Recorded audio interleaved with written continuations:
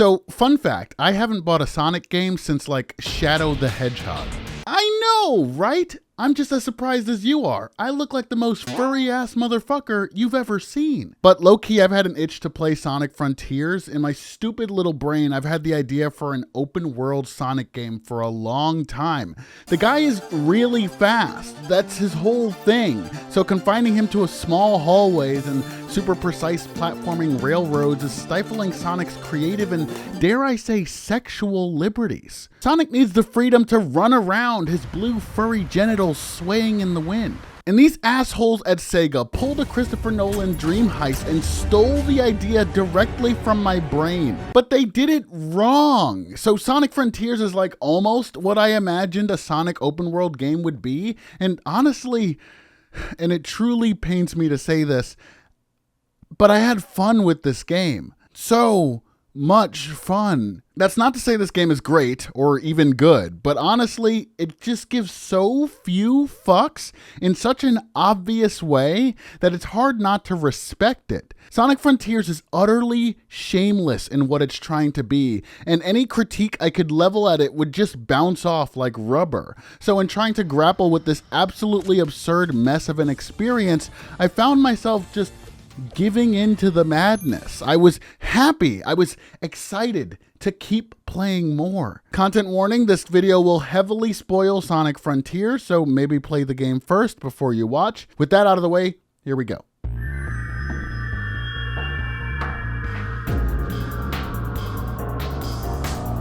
So, what is Sonic Frontiers? Well, Sonic Frontiers is the latest release in the Sonic franchise, which has, it's seen its fair share of ups and downs throughout the years. I've actually always been a fan of Sonic as a concept, but I haven't played that many of the games. I think the focus on high-speed, precision platforming just never really worked for me.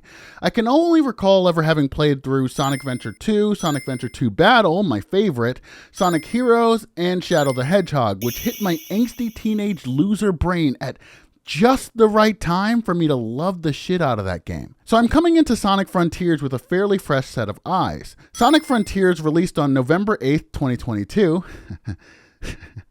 So I made this video, played through the game, stole the game, snuck into Sega's secret sex vault, went forward in time, and built a time machine. Also, I could post this on release day when presumably the review embargo would be over. I hope it was all worth it. Sonic Frontiers promises to take the Sonic franchise formula to the open world. It's 2022 and we are still firmly in the age of big budget franchises looking at Breath of the Wild and saying, hey, I can do that, and just missing the entire fucking point. I mean, there's Genshin Impact, which I don't really know too much about aside from all the hentai. There's Pokémon Arceus, obviously, which released to much undeserved critical acclaim for doing the bare minimum to evolve the Pokemon formula for open world. You can't even fish in that game, for cuck's sake. Now there's Sonic Frontiers. Now, most of these games wear their influence on their sleeves. They ape the music, they ape the sound effects, they ape the HUD and interface, but they never really stop to think past all that. Is your experience cohesive? Are you taking full advantage of the open world formula? What do you have when you strip all that aesthetic away? Well, you get shitty graphics for one. Sonic Frontiers has some of the most awful pop-in and graphical rot I've ever seen from a big name studio. I played it on the Switch, by the way, which I'll talk a little bit more about later. It ran well enough. I had one hard crash, but man, it was particularly ugly sometimes. Even uglier than Pokémon Arceus.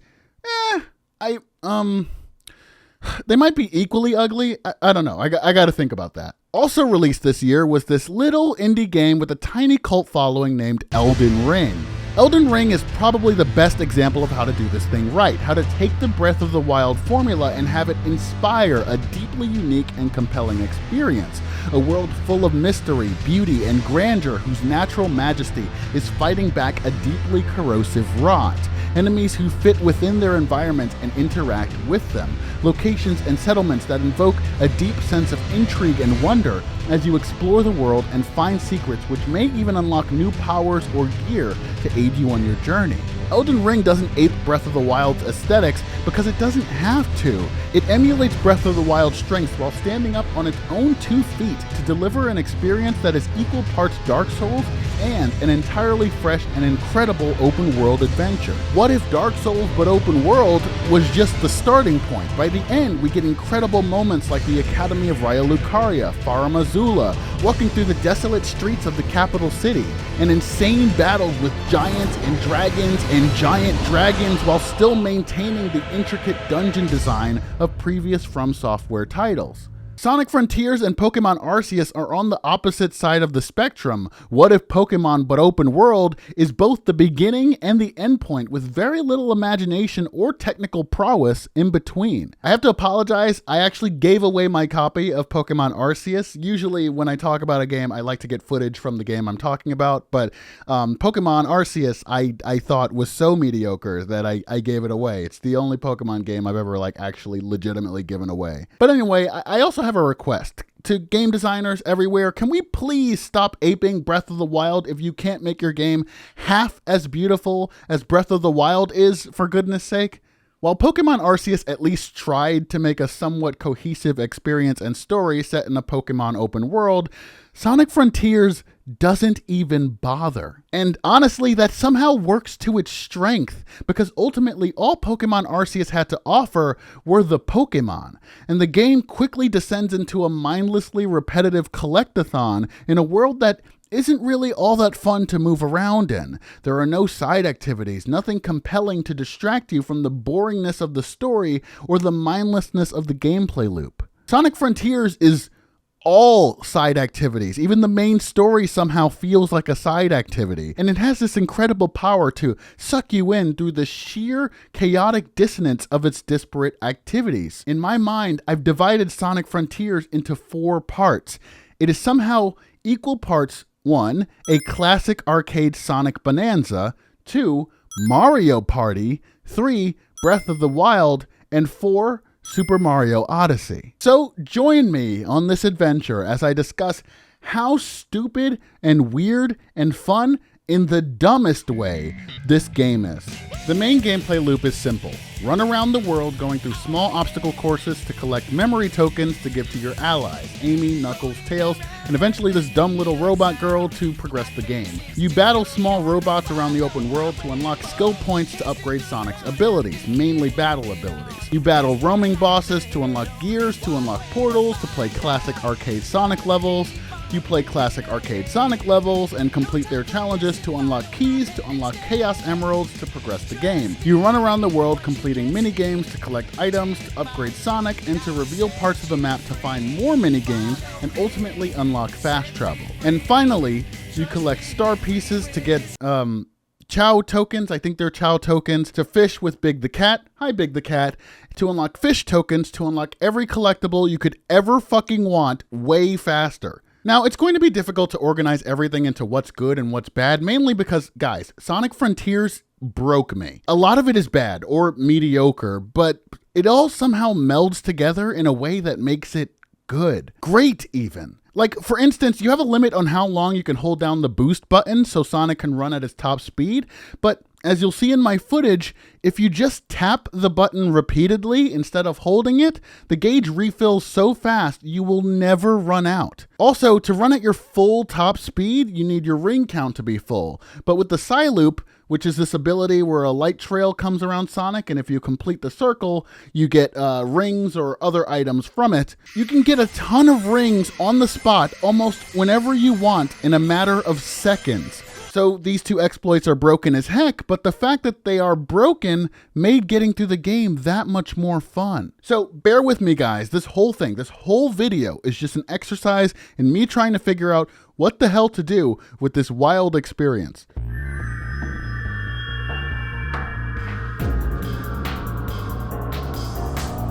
One of the main things that frustrates me about Frontiers is that it falls into the Ubisoft pit of game design, where you have this giant open world, but there's a significant lack of meaningful things to find within it. Elden Ring was such a breath of fresh air, dare I say, a breath of the wild, because I could explore at my own pace and left and right find things within it which would fundamentally change how I chose to interact with the world.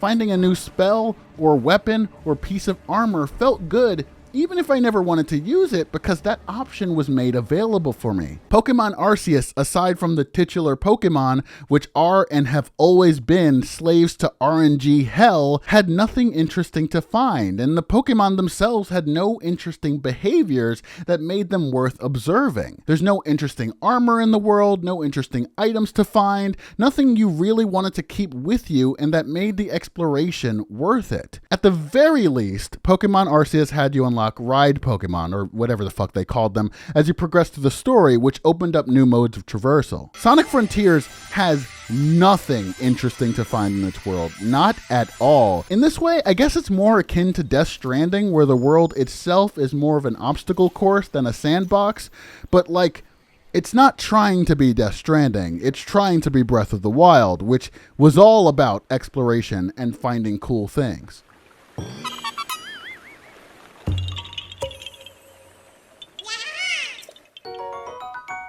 Rather than these dumb bits and baubles to grant you incremental upgrades, it would have been far better if you could find things to evolve Sonic's movement through the game. Instead, Sonic's movement is exactly the same in the beginning as it is at the end of the game. When the game began, I had no idea that Sonic had his Light Dash already unlocked. His Light Dash allows him to dash along trails of ring, you know, when it decides to actually fucking work.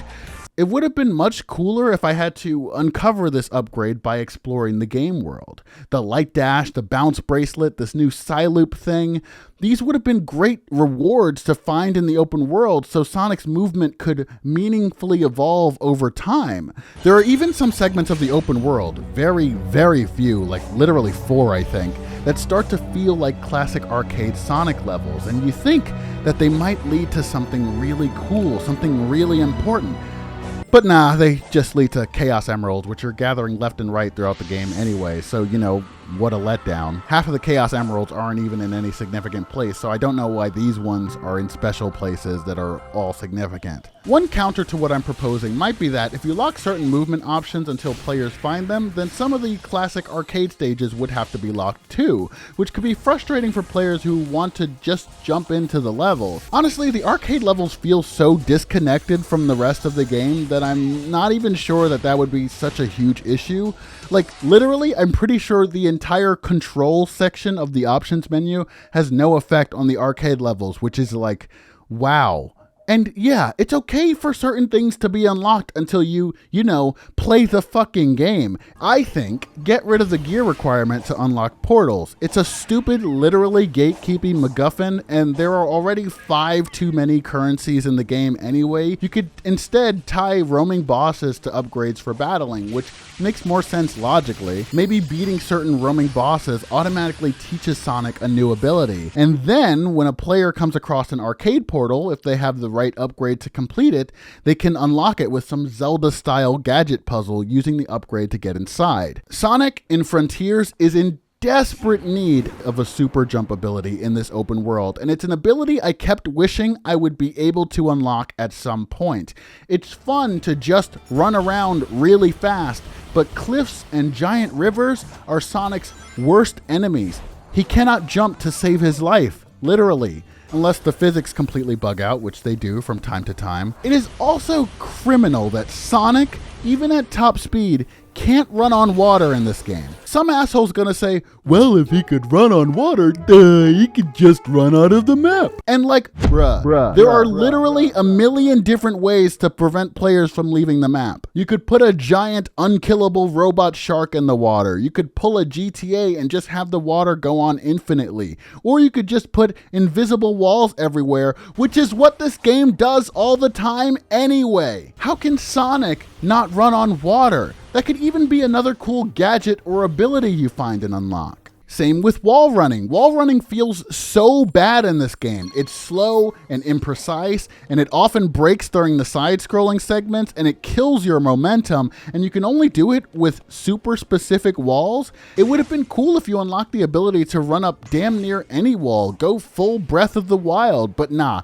Sonic has so much trouble with walls and cliffs, guys. This game is divided into 5 maps, only 4 of which actually matter. One of them is just this big, really beautiful but empty map where you just run up a bunch of towers and it takes forever and it's really fucking annoying and I hate it. But for this reason, the walls and cliffs and pitfalls and rivers, only the first and last maps were my favorite. They were the most free, the least cliffs, the least ravines, the most fun. Obviously, everything in this game is trying to be Breath of the Wild. It's no secret. I mean, fucking come on. But while the reward for doing the assorted minigames throughout Frontier's world are the most similar to the spirit orbs you get from completing Breath of the Wild's shrines, Frontier's arcade portals are more like shrines than the minigames are. That is, they're small pockets of classic levels you might expect given the game's name, and they are entirely detached from the open world. The roaming bosses tend to feel like Breath of the Wild as well, because they have unique gameplay strengths and weaknesses,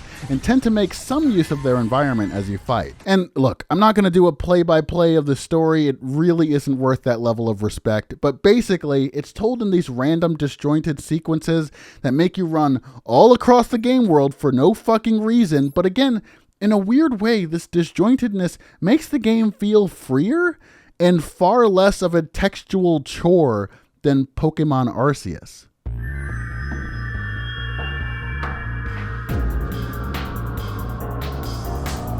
Look, you see the title, and I stand by it. Sonic Frontiers is a better game. You get to run around like a little sexy speed demon, little electric spiny alien genitals flapping in the wind. There are roaming bosses, something Arceus could have done but chose not to. Those rampaging Pokemon are seen only during cutscenes and a single boss fight, but never before or after. In Frontiers, while the later roaming bosses become repetitive and somewhat of a joke,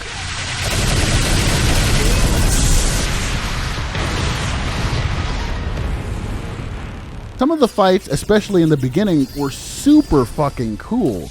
And the end boss fights of each open world map, while janky at times, at least feel epic on a level greater than Arceus' battles did. And they actually feel like Sonic games as opposed to animal abuse simulators. Frontiers even does this cool thing where cutscene plays showing off a boss and you do this whole mini boss battle thing. And then you actually start seeing that gigantic ass boss flying around the map as you play. I don't think you get to fight it early or anything, but it was a really fucking cool detail that Pokemon absolutely could have achieved in their own game if they actually tried even a little bit. The games are equally ugly though. Well, I'm still not so sure about that. Let me think about it some more. I will say this, Sonic Frontiers' world had a deep sense of grandeur that I felt was missing from Arceus. When you see some of these gigantic structures and ruins and some of these locations, it can feel like there is a deeper mystery or profundity to the world at large. 5 minutes playing the game will show you that there isn't, but just looking at the world, I feel like you could be easily tricked. Despite Sonic's speed, the world doesn't feel small, at least not as small as Arceus' world felt to me. Sonic Frontiers has fishing. Like, come on. The animal hunting game doesn't even have fishing. What's up with that? Frontiers even has Big the Cat. Big? What are you doing here? How did you get here? What even is here? I don't know. I mean, he weirds me out. He's always showing up where he doesn't belong. He appears to be selling these little creatures as slaves, and I'm almost certain he's a pedophile, but come on, he's Big the Cat. Does Arceus have Big the Cat? The fishing minigame is wild because it's apparently completely random and the only skill it requires is a QuickTime event, and its rewards throw game balance completely out of the window. But again, the game's lack of balance makes it an overall more fun experience. I don't have to worry about Arceus' inventory limits or grinding for resources. I just cast my hooks, catch some fish, buy a bunch of slaves, and then sell them back to their family to increase my running speed in the most tedious upgrade dialogue imaginable.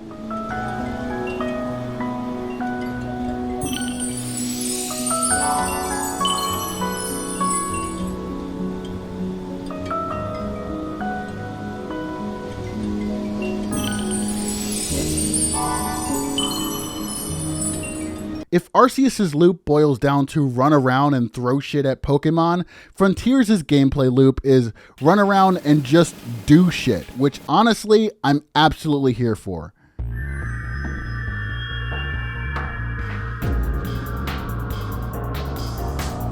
You know immersion, world design, selling the illusion? Well, the genius game designers over at Sega said, fuck world design, fuck selling the illusion, fuck consistency. Let's just throw a fucking pinball machine in the middle of a story mission. Let's throw in Galaga 3 times, and again for the final fucking boss. Are you kidding me?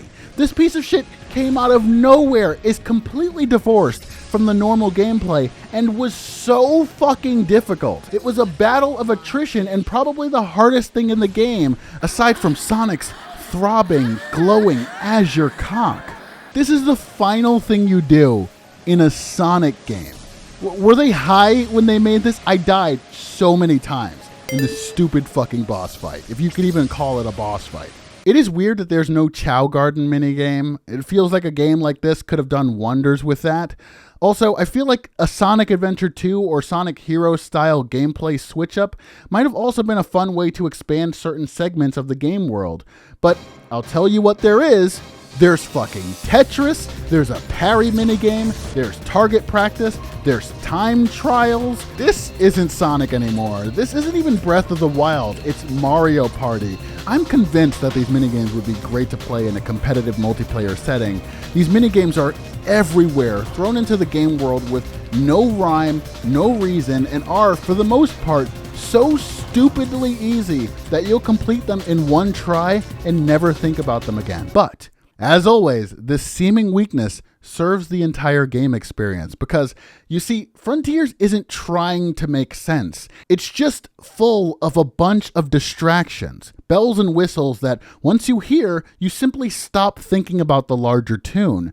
There is simply so much shit to do that through sheer sensory overload, I come away feeling like I had a good time. It's Pavlovian genius. Tails even remarks at one point that none of the activities are of particular significance. Yo, Tails, can you tell if there's anything special about the ruins with this symbol?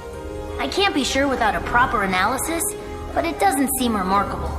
What is remarkable is the data retention after all these years. But it doesn't matter because it's Sonic.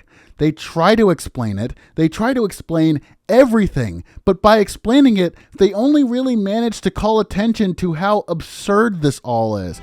Hey, I've seen my fair share of pinball machines. I know one when I see one. Were those really part of the original ruins? I mean, the tech here outpaces Eggman's and is older than old. I guess the love of pinball predates civilization. Sonic, that Titan down there. It's fucking wild. And the moment you just accept that it is what it is, it's really freeing.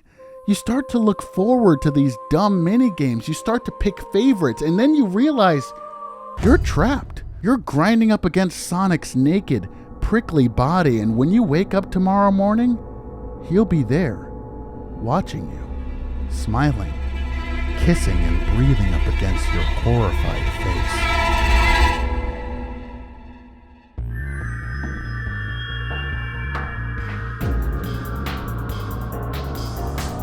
Super Mario Odyssey's open world is interesting because it's a bunch of choices and environmental puzzles which allow you to progress the story at your pace. You can go for more difficult moons, moon bundles, or you can just pick up the easy ones because you only need a few to move on to the next level. Sonic Frontiers is sort of the same way. The arcade puzzles reward you with keys to get the Chaos Emeralds which you need to progress. You get a key for each challenge you complete, the main challenge just being to complete the level. Then you can S-rank it, collect a certain number of rings, and collect 5 hidden red rings. Do all the challenges for each level, and you get 3 additional keys. I've only played through Sonic Frontiers once because my time machine was low on battery, but I imagine, like Mario Odyssey, this particular setup might allow you to collect the emeralds without completing each arcade level. I went out of my way to complete all the challenges for each level because I genuinely enjoyed the experience. I'll talk more about those later. Frontiers also emulates Mario Odyssey's world design. That is, there are a bunch of environmental puzzles the player can solve to collect various items they need to progress. But Frontier's environmental puzzles railroad the player so hard and are so repetitive that they stop being fun like a quarter of the way through the game. Some of them just railroad you so hard that you literally get trapped into side-scrolling perspective with no way of leaving unless you can fall out of the puzzle's range or complete it. And these are sometimes the only ways to get from one place to another. Also, the reward for doing them, memory tokens, are needed in such vast quantities later on that there are some serious diminishing returns as you progress through the game. Also, this is a problem with the game's collectibles overall. Play the game enough and you get collectibles far in abundance of what you will ever need. You will have dozens of keys more than you need to get the Chaos Emeralds. You will have 100 more memory tokens than you need to talk to your allies. That number in the bottom right corner are my skill points. I coasted through most of the game on hard mode using like 3 skills. At one point it said 99 plus, but I actually had over 200 skill points because the combat is so unbalanced that there's no use unlocking everything else. I could melt damn near any enemy I came across with Sonic Boom, Cross Slash, and power upgrades. This skill tree never expands from the beginning of the game, so by the time I got to the final map, I bought every upgrade and had dozens of points and counting left over. Also, like, just look at this map design. It's glorious. Just a bunch of fucking floating walls and rails. The game maps actually don't look half bad overall. As I said, there's a grandeur here if you know where to look, but god damn, the map designers just did not give a fuck. And what's worse is that the characters mention the floating objects like, oh, it's an ancient civilization super technology, right, Tails? Yeah, I've seen all sorts of crazy high-tech ancient tech across both islands. But honestly, fuck you. It feels like they made the game and then cobbled the story after the fact just to justify all of the bullshit. And I'm along for the ride, I guess. Just don't bullshit me, game. Don't pretend like this baby's first Little Big Planet level shit is like canon in the Sonic lore.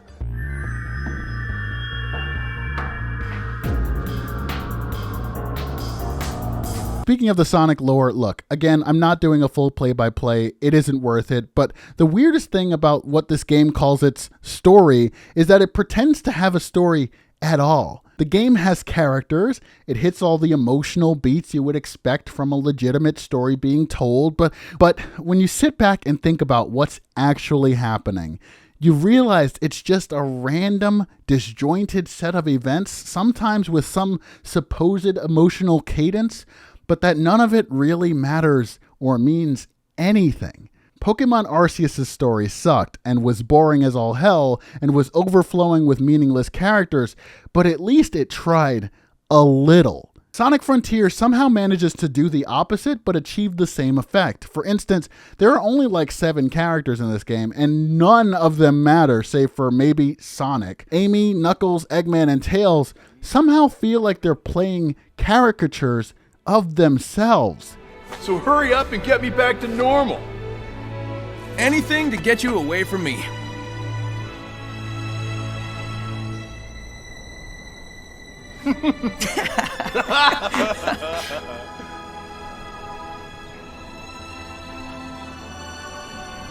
He helps those he is at odds with. He is quick to make peace. Like before every scene, they do a line reading and think to themselves, what would Knuckles do in this situation? The whole story feels like a side quest. They even reference a bunch of shit from other games as if they happened like last week. Motherfucker, this franchise is older than I am. I have no idea half the stuff they're talking about, so I just tune out. I feel like the story would have been better served as some sort of origin story for Sonic, starting the lore over just like the movies did. But you know, at least it barely gets in the way, leaving more room to just play this stupid ass game, which I remind you was really fucking fun. But honestly, fuck that final boss though. Seriously, I died so many times, guys. So many times.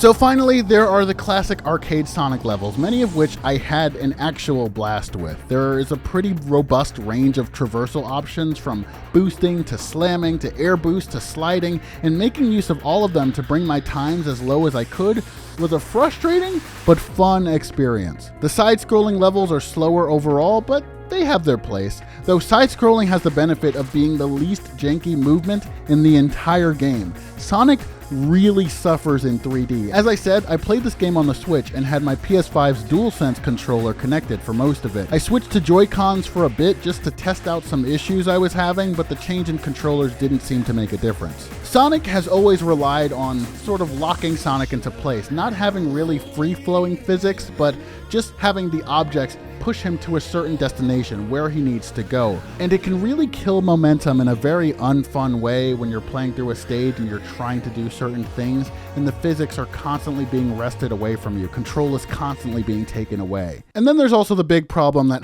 basically boosting in 3D is a crapshoot. Sonic will either maintain the direction you want him to go in, or your analog stick will be nudged an infinitesimally small distance to either side, so tiny that the world's most powerful supercomputer wouldn't detect it, and Sonic will fly off in that direction. Sonic jitters constantly when he should be moving in a straight line. He sometimes doesn't attach to things that he should attach to. The constant camera swings make it difficult to figure out which direction I should push the analog stick in.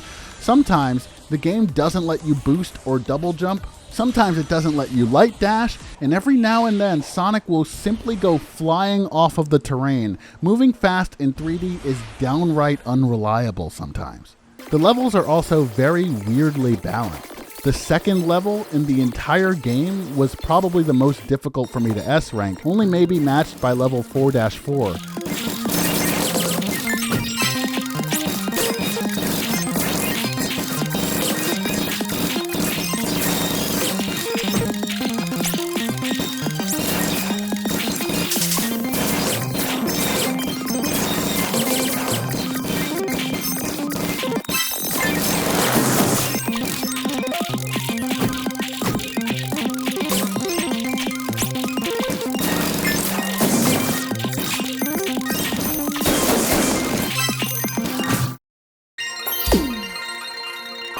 Some levels were incredibly difficult to get rings on. Some had wildly varied alternate paths, making finding the red rings really hard. You really have no idea what you're getting into with any given one. One of them even has like a city escape skateboard sequence thing out of nowhere, and it only shows up for like that level and like a tiny segment in a different level. It's super weird. Also, and this is a big deal, the music overall was mediocre at best. Sonic is known for its incredible level music. Frontiers isn't devoid of good music. The fishing music is chill as fuck. The world music overall is pretty good. And some of the boss battle music slaps, but the level music is overall a bunch of really short, minimalistic pads and synthesizers and house beats. It sounded like stock electronica. There's one particularly annoying dubstep track. I think I hated that level.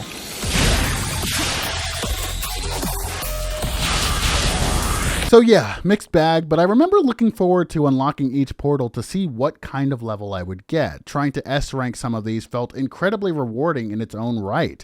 After beating the game, you unlock arcade mode, so you can just play through each level individually, but for some dumb reason, your best times from the story mode aren't reflected. So thanks, game, for turning this cool unlock into a way to make me feel like I wasted my fucking time.